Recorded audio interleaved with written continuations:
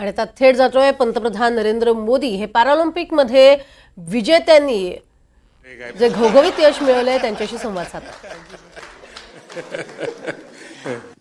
ये मेरा तीसरा पैरालंपिक था। मैं पिछले में भी आपसे मिला था, आपने मुझे बहुत मोटिवेट किया था, लेकिन शायद इस बार भी थोड़ी कसर रह गई। मैं रियो पैरालंपिक में भी चौथा था, टोक्यो में भी चौथा था, इस बार पेरिस में भी चौथा हो गया सर। तो ये 4 नंबर मेरे से कुछ ज़्यादा ही प्रेम में है, तो मैं इसी 4 नंबर को शायद मोटिवेशन में लेता हूँ, तो सोचता हूँ कि अगला मेरा चौथा पैरालंपिक होगा।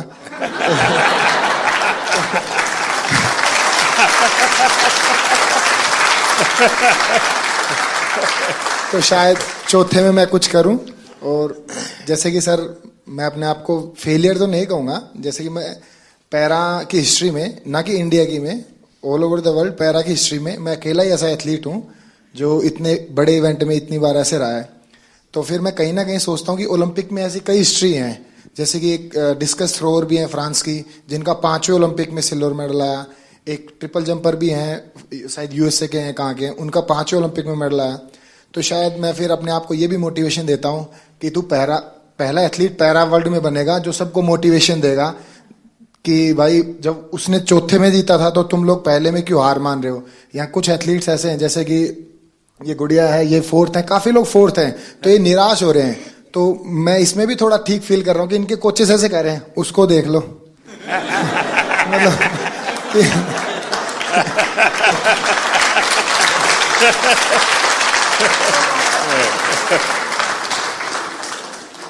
देखिए, मैं समझता हूं कि आपका ये जो जीवन की तरफ देखने का दृष्टिकोण है ना, वो शायद आपकी सबसे बड़ी ताकत है।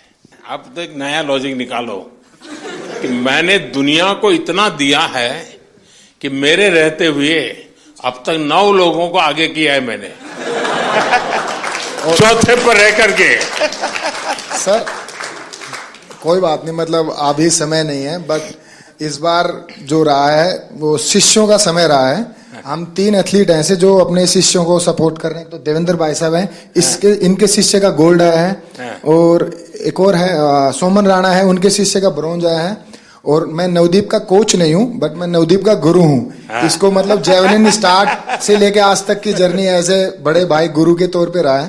तो इस बार मैंने नवदीप को दे दिया कि इस बार तू ले जा, लेकिन अगली बार सर जरूर पूरा प्रॉमिस करता हूं मेरा रहेगा। और सर बीते 3 ओलंपिक जितने भी पैरालंपिक मैंने देखे हैं, उसमें मैंने ये फील किया है कि जैसे कि सभी लोग बात करते हैं ये कंट्री इतनी बड़ी है, तो एक्सपेक्टेशंस पहले लेके जाते हैं, बहुत तगड़े गेम्स होंगे, बहुत तगड़े गेम्स होंगे। लेकिन सर मुझे ऐसा बिलीव है, अगर इंडिया 2036 का ओलंपिक पैरालंपिक करवाती है तो मुझे नहीं लगता धरती का उससे तगड़ा इवेंट कहीं पे हुआ होगा। तो सर हम